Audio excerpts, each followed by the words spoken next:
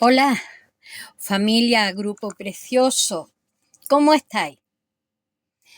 Habéis disfrutado mucho, os habéis acercado mucho al Señor, habéis estado hablando con el íntimo, vosotros, vuestro, vuestro, en vuestros días allí. Bueno, pues nada, yo me alegro mucho.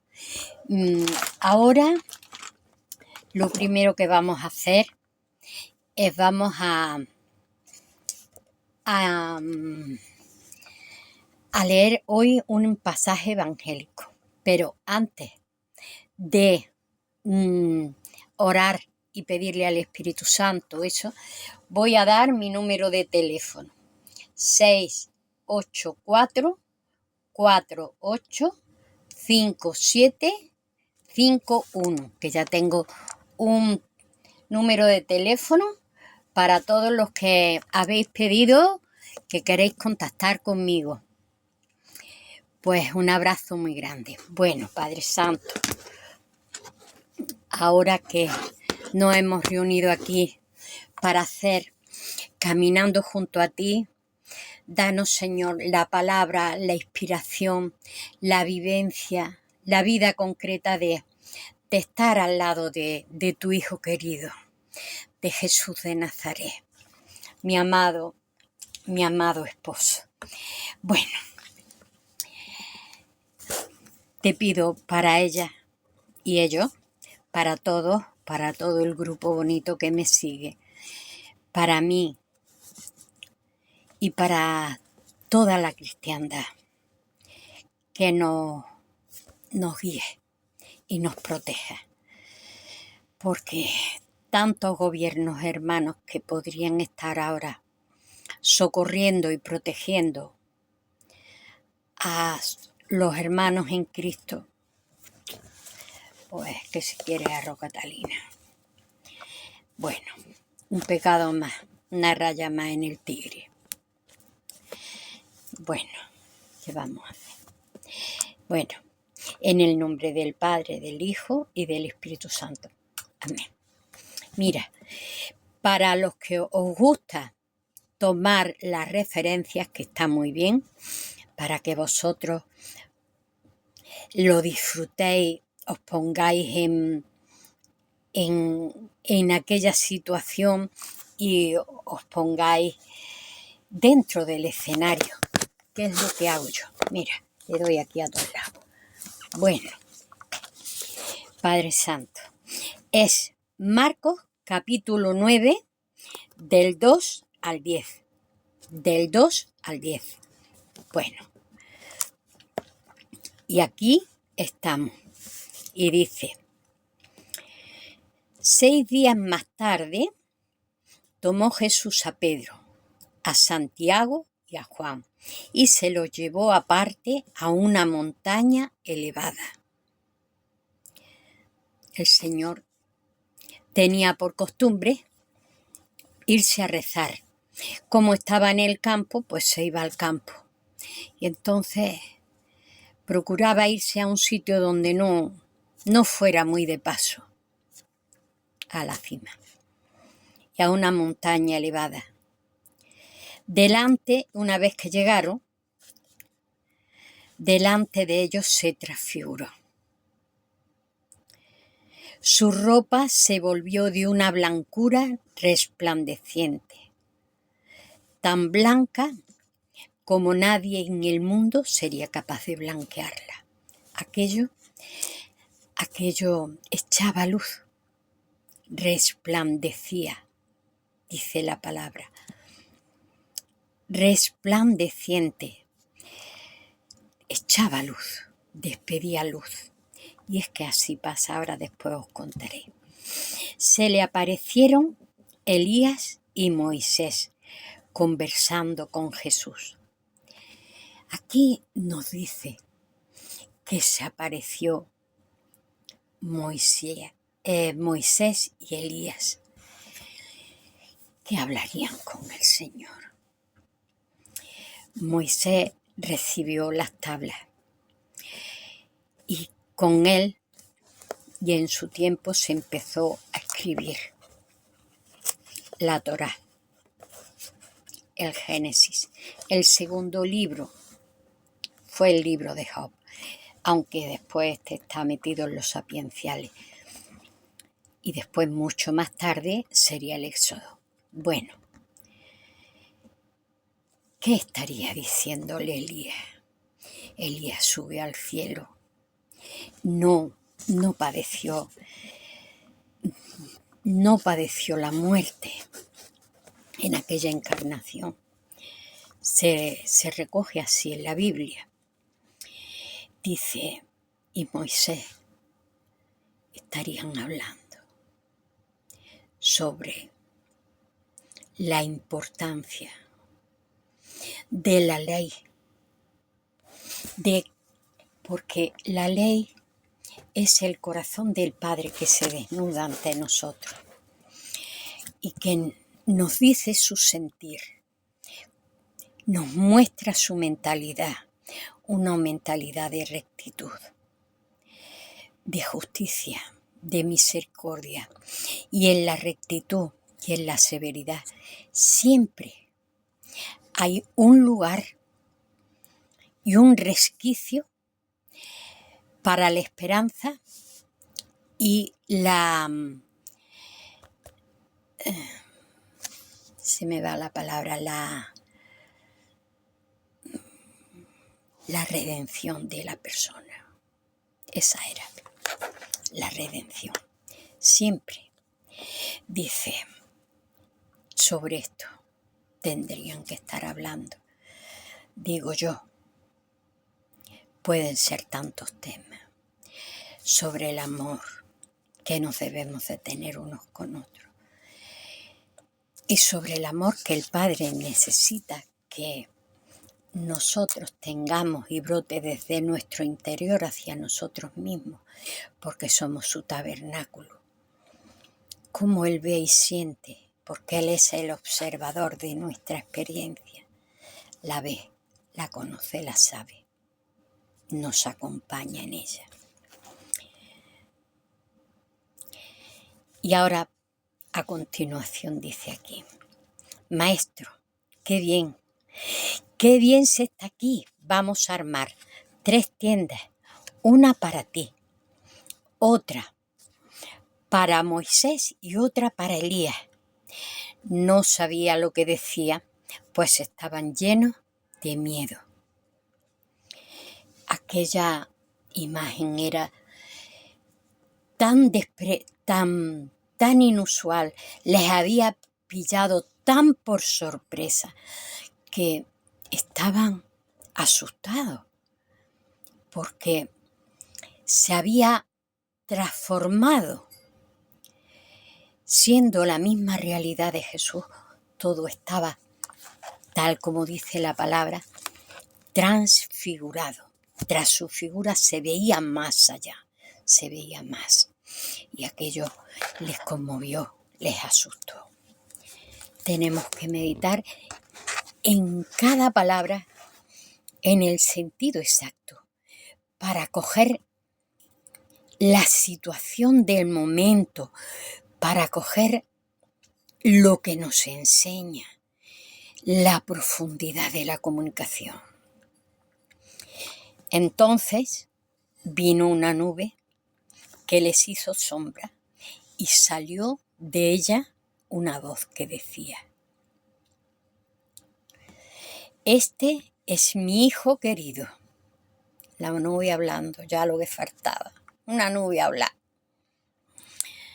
Este es mi hijo querido, escuchadle, porque es muy importante lo que el Señor nos tiene que decir. Y sí, si habló la burra de Balaam, por lo menos la burra tenía boca, pero es que la nube, ni eso. La nube, si casi me apuras, no tiene ni cuerpo, porque es vapor, es vaporosa. Aunque guarda es capaz de guardar asombro de asombro, un pantano de agua en lo alto del techo. ¿Os habéis puesto a pensar en eso? un pantano flotando encima nuestra. Bueno, las maravillas de la naturaleza. De pronto miraron en torno y no vieron más que a Jesús. Todo eso había desaparecido. Estaba Jesús solo con ellos. Mientras bajaban de la montaña, les encargó que no contaran a nadie lo que habían visto, hasta que aquel hombre, el Señor siempre habla así de este hombre cuando se refiere a sí mismo, de este hombre, resucitara de la muerte. Ellos cumplieron el encargo, pero se preguntaban qué significaría resucitar de la muerte. Pensaban que eso tendría que tener un sentido metafísico, un sentido simbólico, porque el que se muere, ya lo dice el dicho, el muerto al hoyo y el vivo al bollo. Pero cuando yo resucite de la muerte, saben que seguir al Señor es un riesgo, porque están los romanos y ellos en el fondo, no tan hondo, pero sí en la trastienda, no muy atrás, tienen puestas en el Señor muchas esperanzas. Están asombrados siempre por sus milagros, las cosas que hace, también sus enseñanzas, pero más que nada su personalidad, su magnetismo. Las enseñanzas como que hasta después de pasado bastante tiempo, que el Señor resucitó y les volvió a explicar todo, empezaron a comprender y con la acción del Espíritu Santo. Pero ahí no pensaban que el Señor iba a morir de una manera inmediata, sino que ¿qué sería aquello de resucitar de entre los muertos? Aunque en la Biblia se hablaba de la resurrección de los muertos, pero ellos no esperaban ni iban a decir en el último día del tiempo, de manera que estaban perplejos. Y es muy de entender. Y yo os voy a decir que para tener idea de todo esto, para hacernos, para rastrear un poco sobre lo que el Señor estaba hablando con Moisés y Elías. Dos personajes tan importantes, con una personalidad tan definida sobre la historia de Israel, que estaban hablando,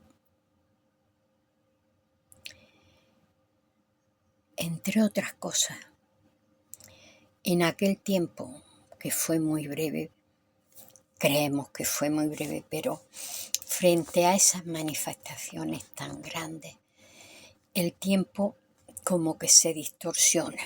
No sabemos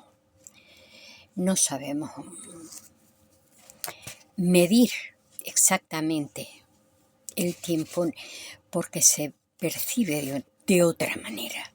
Aunque el reloj marque una cosa, la percepción y la vivencia te dice otra, y la experiencia. Entonces, ¿qué pasaba? Mirar sobre la transfiguración, os voy a contar una cosa a la que podéis vosotros acceder perfectamente lo mismo que yo. Y además yo no sabía que con eso iba a pasar aquello. Pero yo tenía y tengo un ejercicio para continuamente recordarme, porque si no te metes en la vida de cada día y vives lo que has vivido siempre, pues las circunstancias que tienes que solucionar, lo que tienes que hacer, con quién hablas, en fin, todo este tipo de cosas. Pero resulta que yo, para recordarme que somos un tabernáculo, un sagrario vivo, templos vivos de Dios, del Dios de la vida, siempre, por supuesto, para mí, cuando me cruzaba con alguien o saludaba a algún conocido. Aquí está el Padre, aquí está Dios, aquí está la divinidad. Y al cabo de mucho tiempo de estar yo haciendo este ejercicio, pues me pasó que justamente venía yo del trabajo y aparqué el coche cerca de la casa en una calle que desembocaba en la playa y el mar. Y yo salía de noche y el sol estaba saliendo del horizonte, con un resplandor que entre el brillo del agua y la potencia del sol de la mañana aquello cegaba. Me costó trabajo aparcar. Y en el jardín de la acera había un empleado del ayuntamiento, un jardinero, que estaba con una escoba que yo digo una escoba, pero que en realidad era como si fuera un rastrillo con los dientes muy largos, barriendo todo aquello. Y yo le dije, mire usted, tenga cuidado porque es que ahí no le debe demasiado, porque ahí crecen plantas medicinales que son muy buenas para la infección de garganta. En fin, yo empecé a decir todo eso, a todo esto dándote el resplandor. Cuando de pronto el hombre, que era un hombre de unos 30 y pocos, 35 como mucho, con su uniforme, con su mono de tarea y apoyado sobre el escobón ese y de los dientes de hierro, había ahí una palmera. Y de pronto el sol de la mañana deja de molestarme porque yo casi que me ponía la mano porque te deslumbraba.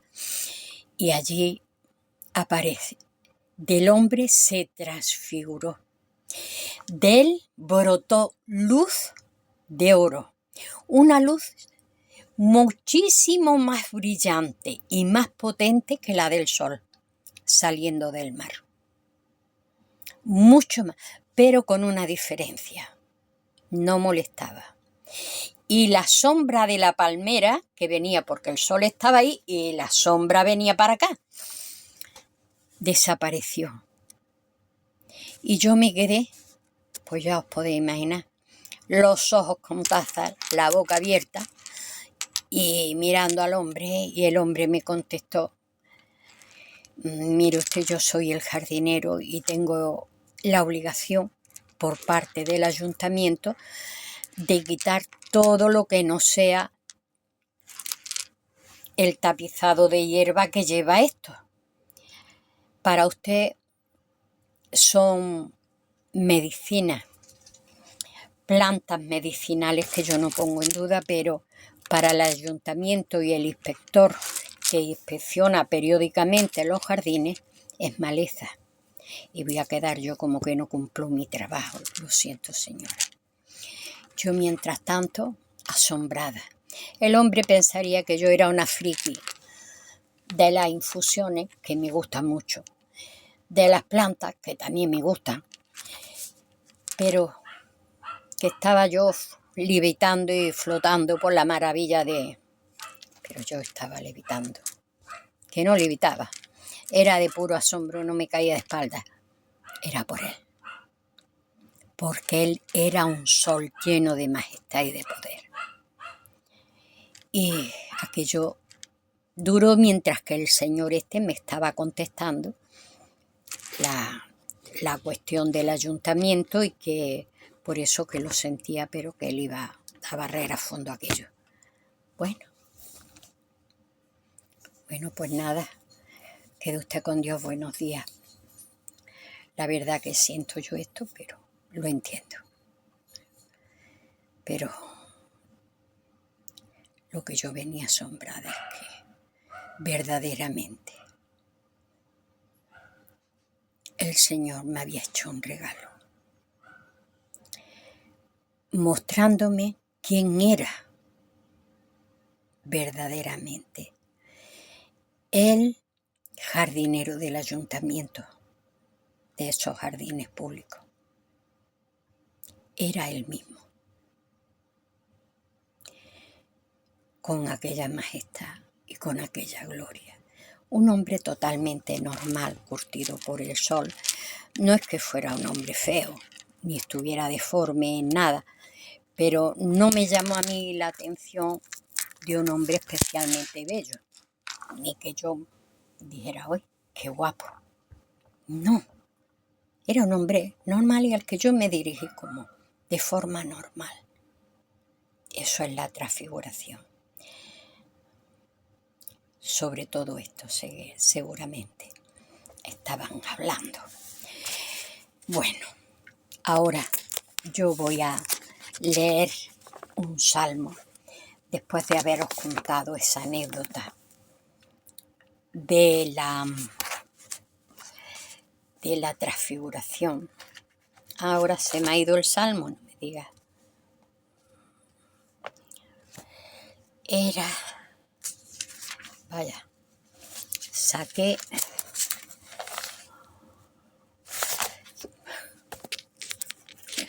Hoy. Bueno, pues por donde se abra.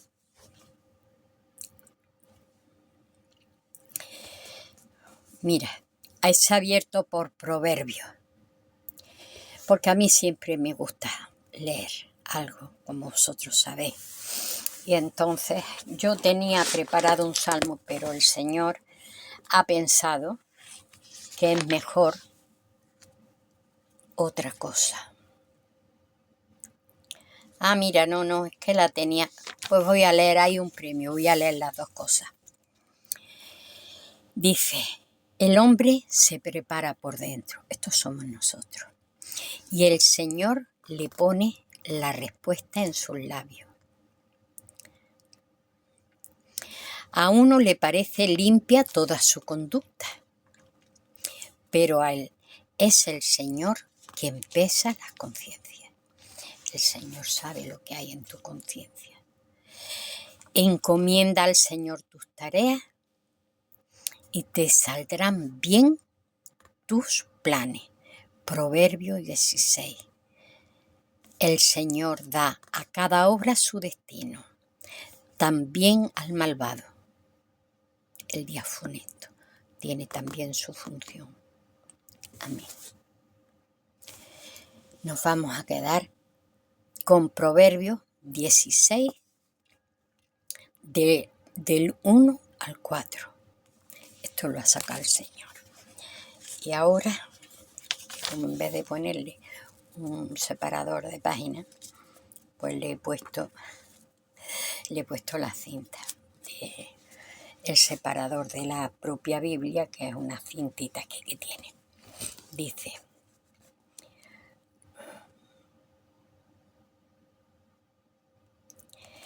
aleluya, elogio de las obras divinas. Doy gracias al Señor de todo corazón en el consejo de los rectos de la asamblea. Eso es de obligado cumplimiento, sí o sí. Grandes son las obras del Señor, y que lo digamos, dignas de estudio para los que las aman. Su acción es magnífica y espléndida.